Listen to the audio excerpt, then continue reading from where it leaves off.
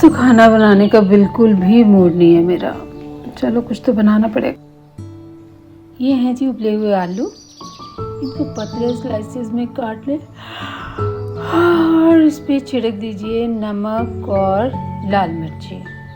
Non stick pan को करते हैं गरम, उस पर फैला देंगे अलसी और तिल, और जो आलू की कचरी काटी है वो उस पे तवे पे सारे में फैला देते हैं।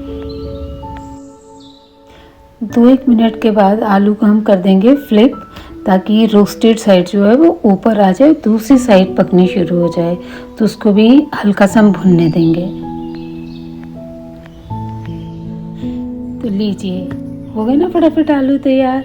थोड़ा सा चाट मसाला छिड़क लीजिए, थोड़ा सा इस पर नींबू डाल लीजिए और बाज़ार से मंगा लीजिए। आज तो फुलके बाज़ार से गर्मा गर्म फुलके मंगाइए और एंजॉय कीजिए।